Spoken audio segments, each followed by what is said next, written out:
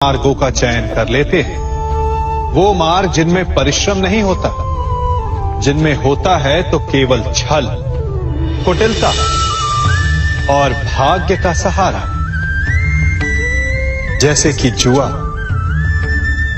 कोई जुए के खेल में धन लगाता है, कोई दांव लगाता है और ये भूल जाता है कि जुआ ऐसा दलदल है कि जिसमें एक बार गिरे तो सर्वनाश से पहले निकलना असंभव है।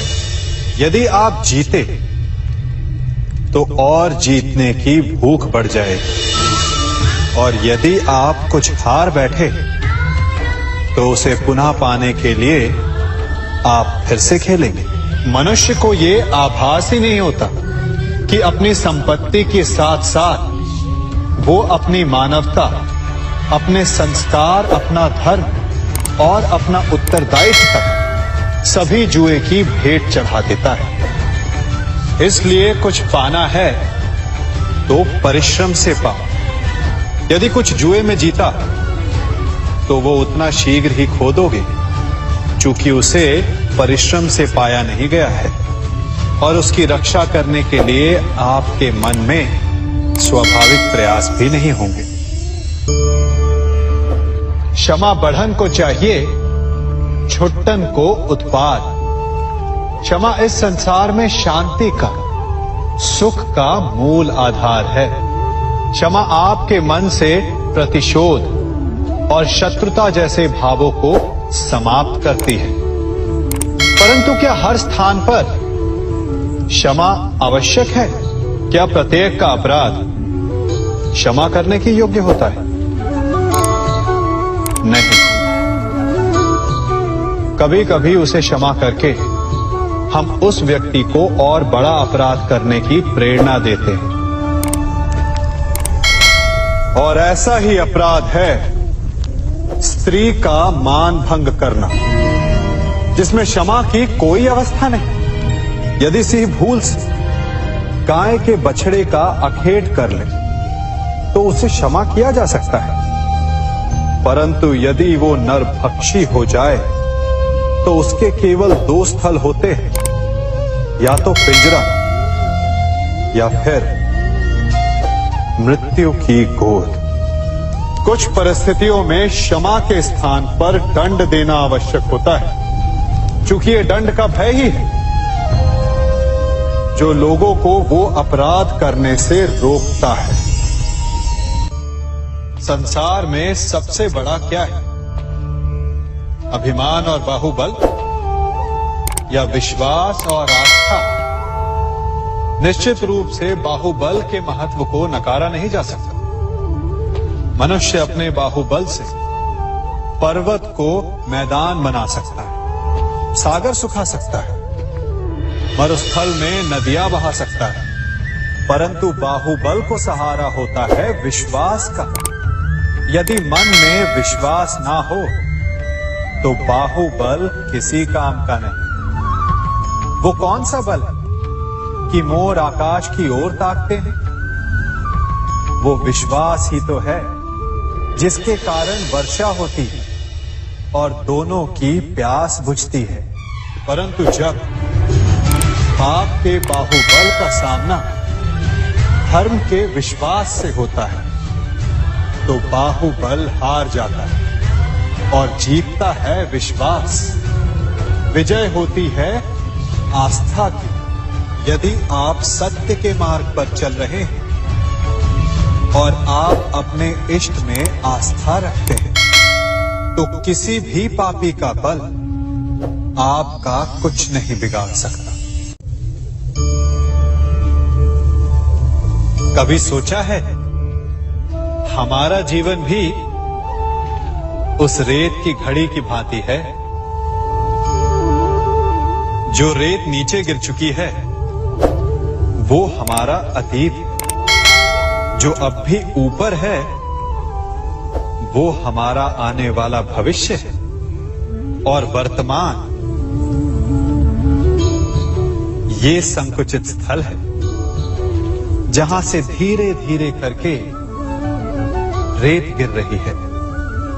अर्थात हमारे पास जीने के लिए यही एक क्षण है। उसका उपयोग कैसे करना है ये हम पर निर्भर करता है। जो बीत गया उसका दुख मनाना है या जो भविष्य में होने वाला है उसकी प्रतीक्षा में क्रोध करना है। सब कुछ करने के लिए यही एक क्षण है। प्रसन्न रहना है तो उसके लिए भी यही एक पल है। प्रतीक्षा करते रहोगे तो ये पल भी भूतकाल में बदल जाएगा। इसलिए आनंद के लिए, परोपकार के लिए प्रतीक्षा ना कीजिए। आपके पास जो पल है उनका भरपूर सदुपयोग कीजिए, क्योंकि इस घड़ी को पलटकर आप फिर से समय अवश्य गिन सकते हैं, परंतु अपना बीता हुआ समय आप वापस नहीं लौटा पाएंगे।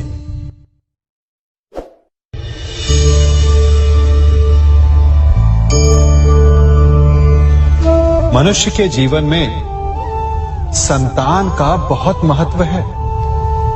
उस संतान के लिए वो कितने कष्ट सहता है, उसे पालता है, पोसता है, और यदि यही संतान संताप का कारण बन जाए तो क्या ये उसका दोष है? अधिकतर ये दोष हमारे लालन पालन का होता है। बचपन में बालक के हठ को मानकर हमें आनंद की अनुभूति अवश्य होती है, परंतु धीरे धीरे अपने बालक के हठ को मानकर उसके हठ के दास हो जाते हैं। एक हठी उद्दंड और असंस्कारी संतान उस सूखे वृक्ष के समान होती है कि यदि जिसमें आग लग जाए तो वो सारे वन को भस्म कर डाले। और स्मरण रहे, जब उसमें अग्नि लगती है तो सबसे पहले वो स्वयं के घर को ही भस्म करती है। इसलिए जब आवश्यकता हो तो अपनी संतान के हठ का विरोध करें, उसे रोके, क्योंकि यदि समय रहते ऐसा ना किया गया तो भविष्य में इस समस्या के परिणाम गंभीर हो सकते हैं।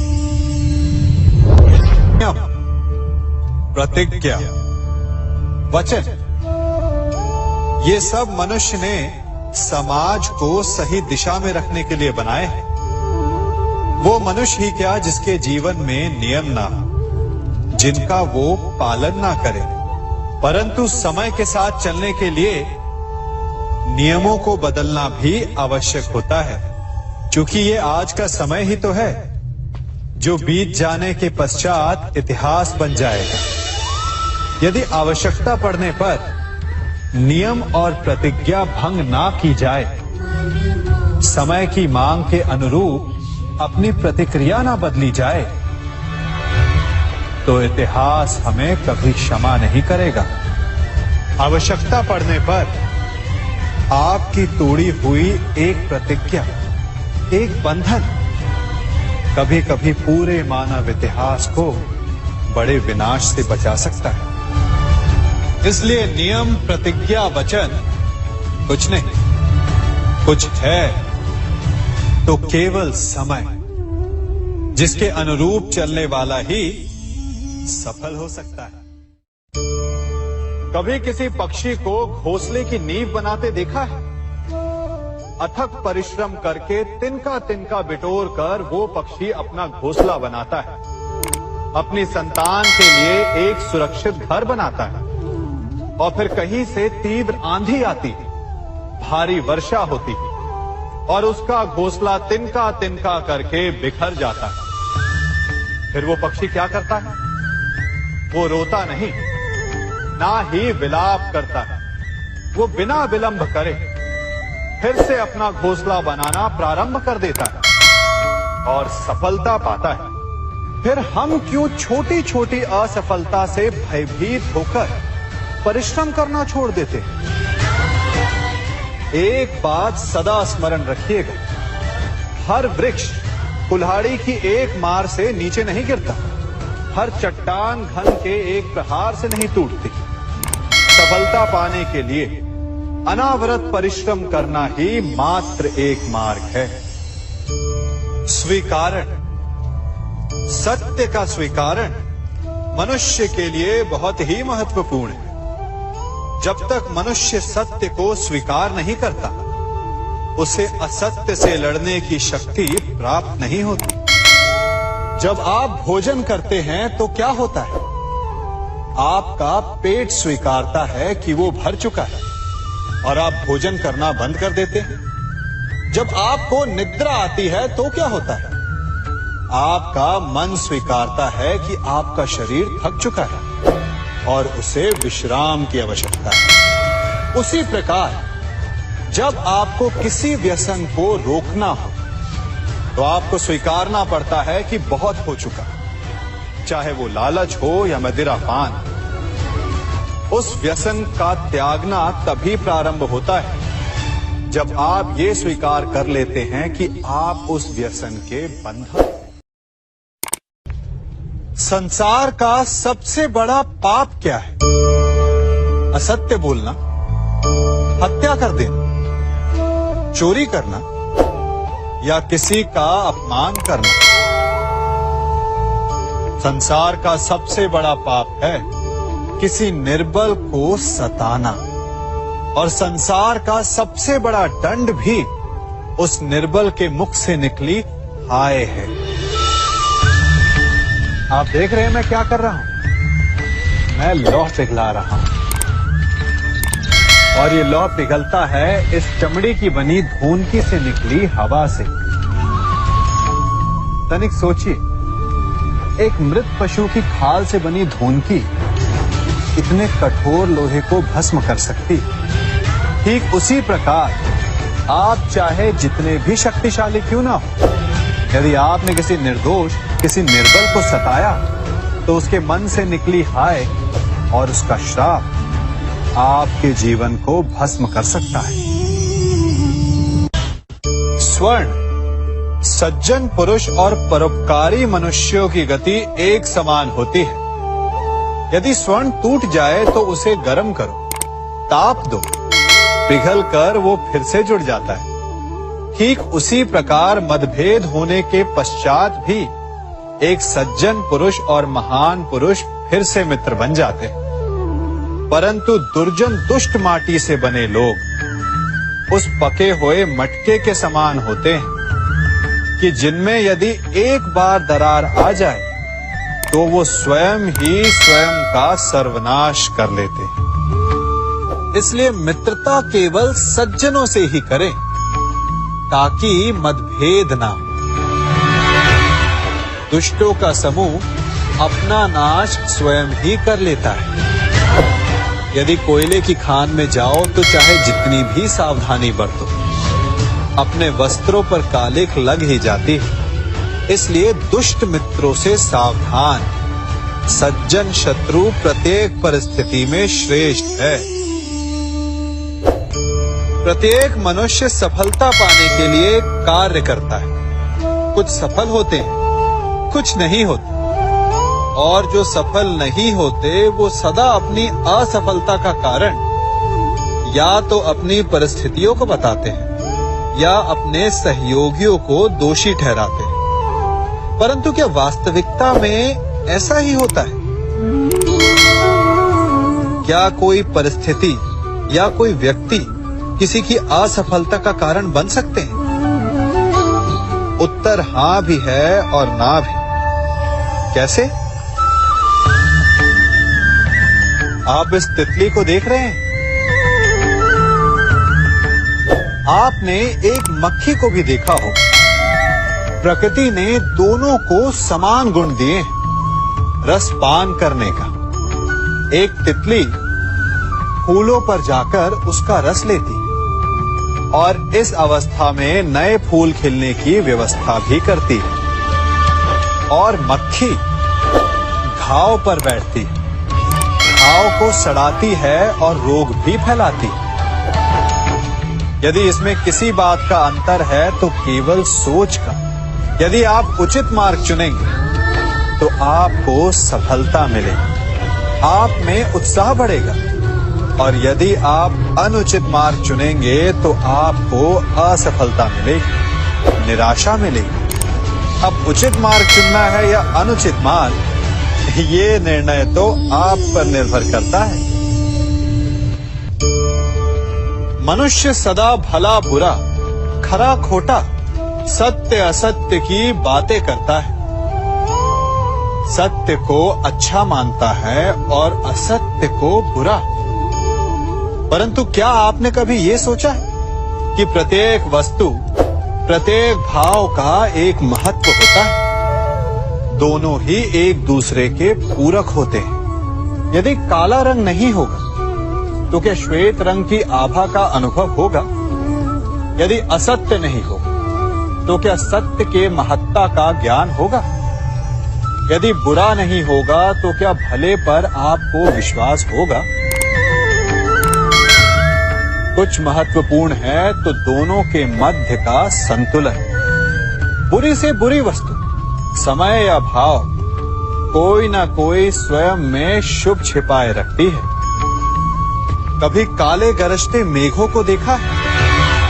उसके किनारे भी एक स्वर्णिम आभा होती है। उसी प्रकार यदि आपके जीवन में बुरा समय आए तो आपको अपने सच्चे मित्रों की पहचान हो जाती है। तो बुरे समय में निराश ना हो, उसमें भी कुछ शुभ खोजने का प्रयास करें और धीरे धीरे सब कुछ आपके जीवन में स्वतः शुभ हो जाएगा।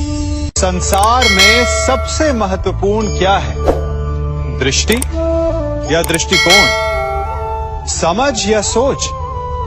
सामान्यतः मनुष्य की दृष्टि और सोच में अधिकतर वो वस्तु, वो घटनाएं, वो भाव श्रेष्ठ हैं जो हमें आनंद दें, और जो हमें आनंद नहीं देते उन्हें हम दुखदाई मान लेते हैं। परंतु दृष्टिकोण और सोच को यदि एक भिन्न कोण से देखें तो परिस्थितियां भिन्न सिद्ध हो सकती हैं।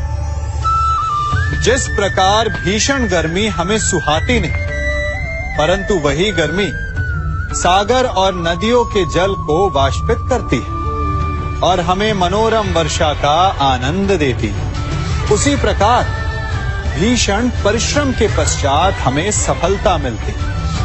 वर्षा के पश्चात हमें हमारा लक्ष्य मिलता है। तो सदा स्मरण रखिएगा कि दुख और पीड़ा से भागे नहीं, क्योंकि यही भविष्य में आने वाले सुख का मूल है।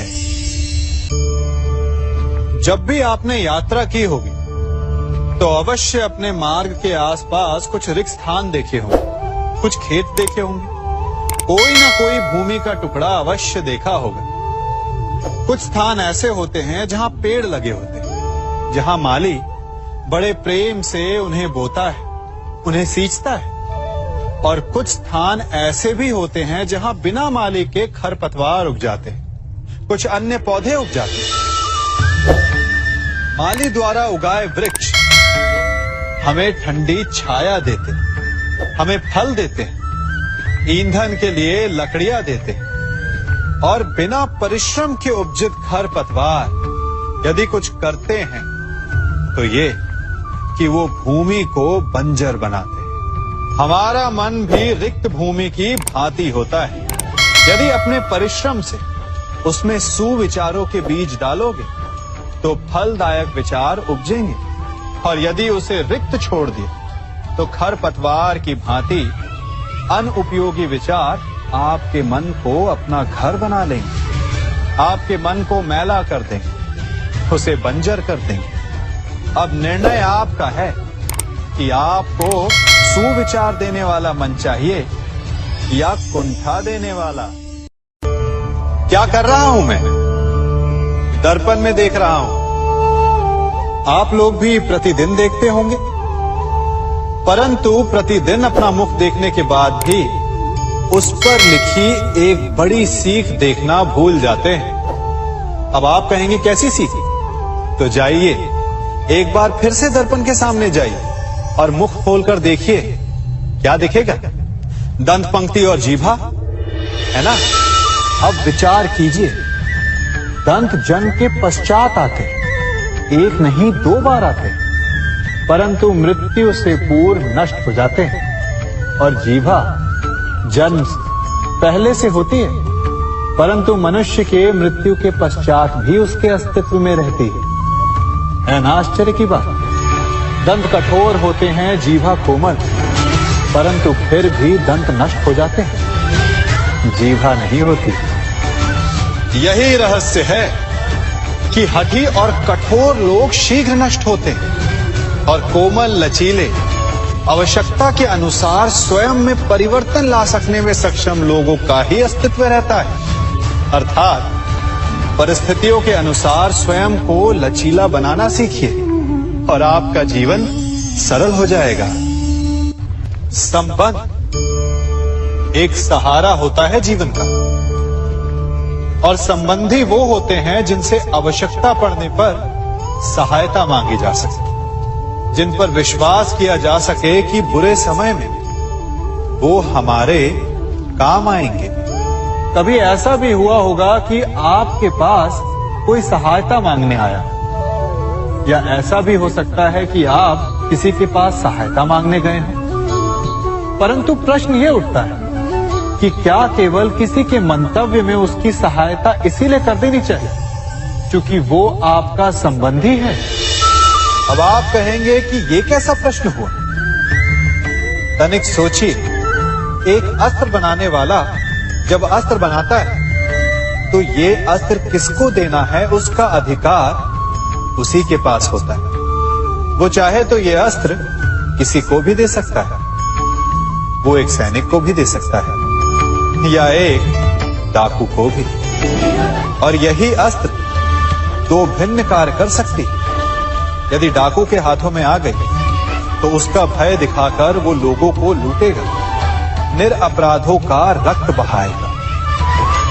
सहायता करने वाले की भी अवस्था ऐसी ही होती है। इसलिए किसी की सहायता करने से पूर्व ये विचार कर लेना आवश्यक है कि किसे क्या, कब और कितनी सहायता देनी चाहिए कि उसका दुरुपयोग ना हो। यदि आपकी सहायता से कोई अधर्म हुआ तो उसके उत्तरदायी आप ही होंगे। जीवन में कई बार ऐसे अवसर आते हैं कि आप लोगों से मिलने जाते हैं और उनसे कुछ आकांक्षाएं भी रखते हैं, और कई बार जीवन में ऐसे अवसर भी आते हैं कि लोग आपसे मिलने आते हैं। इसलिए अतिथियों का सम्मान करने से पूर्व सदा कुछ बातों को स्मरण रखना आवश्यक होता है। यदि कोई आपके पास मिलने आता है तो उसके 3 कारण हो सकते हैं। पहला कारण होता है भाव, दूसरा अभाव और तीसरा प्रभाव। तो जैसा अतिथि उसको वैसा ही सम्मान दे। यदि आपके पास कोई भाव से आए तो उसे केवल आपका प्रेम चाहिए, आपका सानिध्य चाहिए, और यदि कोई अभाव में आया तो उसकी उतनी सहायता अवश्य करें जितना आप करने में सक्षम हो, परंतु इतनी अधिक भी ना करें कि वो उस सहायता का दुरुपयोग कर बैठे। और यदि कोई प्रभाव में आया तो स्वयं पर अभिमान ना करें, क्योंकि कभी ना कभी जीवन में आप भी भाव, अभाव और प्रभाव के चक्रव्यूह में फंस सकते हैं।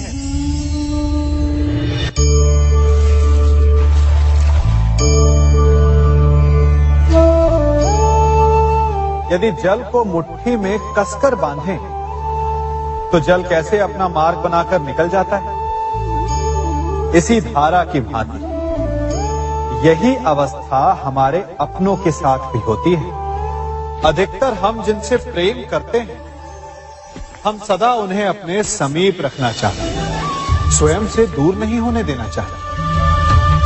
चिंता करते हैं, भय खाते हैं कि कहीं उनके साथ या उनसे कुछ बुरा घटित ना हो जाए।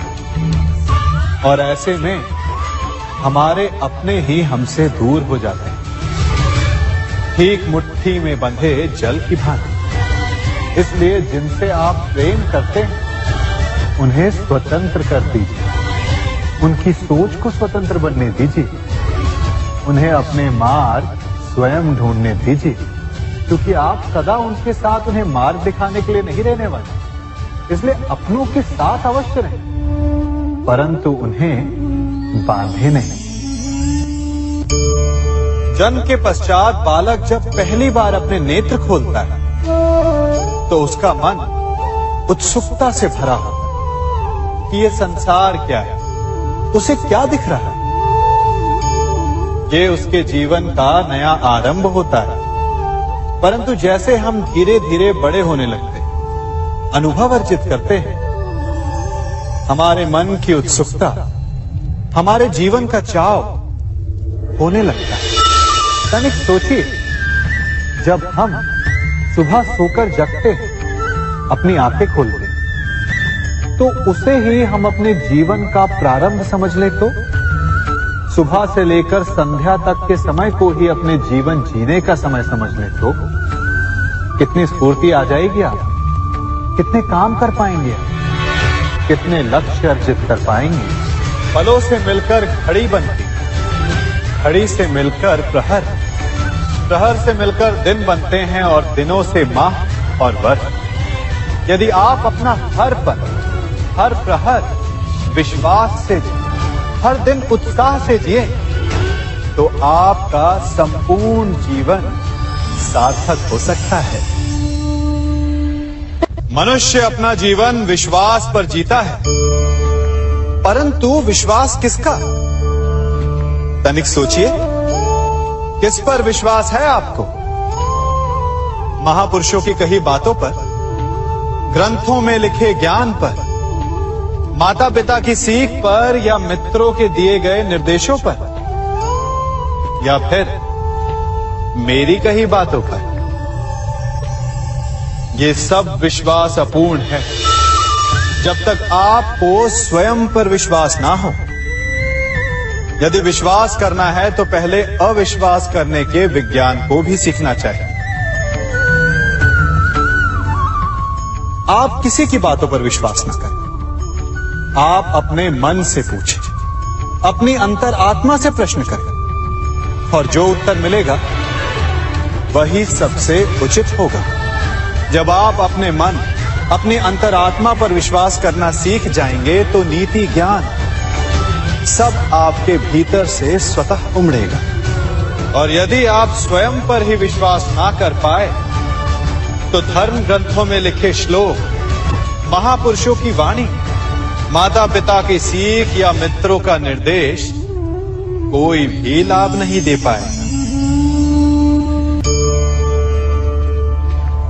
एक पिता होने के नाते आप अपनी संतान के लिए क्या करते हैं?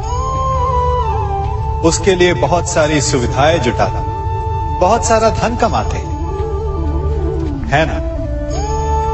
और क्या आपको ऐसा लगता है कि यही उचित है आपकी संतान के लिए? इस पंछी को देख रहे हैं, ये भी संतान को जन्म देता है, उन्हें पालता है, पोसता है, उड़ना सिखाता है और भोजन का प्रबंध भी करना सिखाता है। परंतु उनके बड़े हो जाने के बाद उनके लिए अलग से घोंसला नहीं बनाता। क्यों? क्योंकि यदि इसने संतान को सब कुछ करके दे दिया तो संतान क्या करेगी?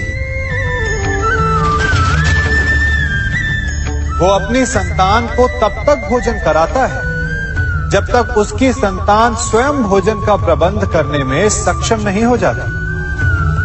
और उसका लाभ ये मिलता है कि उसी की भांति उसकी संतान आत्मनिर्भर बनती है। इसलिए अपनी संतान को उतनी ही सुविधाएं दें जितनी आवश्यक है। मोह को त्यागें। आपका उनसे मोह उन्हें कभी आत्मनिर्भर नहीं बनने देगा। अपनी संतान को कर्म करना सिखाइए। यदि आपके संतान कर्म करना सीख गई तो वो धन स्वयं कमा लेगी, और यदि वो आलसी अकर्मण्य बन बैठे तो आपके संचित धन का भी नाश कर देगी। संसार में सबसे बड़ा संबंध कौन सा है? अब आप पूछेंगे कि यह कैसा प्रश्न हुआ? इसका उत्तर तो बड़ा सरल है, यही ना? परंतु इस प्रश्न के भी कई उत्तर हैं। कोई कहेगा माता और पुत्र का संबंध, तो कोई कहेगा पिता पुत्री का संबंध, तो कोई पति पत्नी का, और तो कोई भक्त और भगवान का संबंध। परंतु तनिक गहराई से देखेंगे तो पाएंगे कि ये सारे संबंध या तो जन्म से जुड़े होते हैं, या समाज में बना दिए जाते हैं, या फिर किसी आकांक्षा के चलते बनते हैं। तो सबसे बड़ा संबंध कौन सा होता है? उलझ गए ना? सबसे बड़ा संबंध होता है मित्रता का, क्योंकि मित्र हम स्वयं चुनते हैं, जिसमें ना कोई आकांक्षा होती है, ना ही कोई स्वार्थ छिपा होता है। यदि कुछ होता है तो केवल साथ का आनंद। अपने बीते दिनों को स्मरण कीजिए। जब आप घर से बाहर निकलते होंगे तो सबसे पहले किसका स्मरण होता था? मित्र का।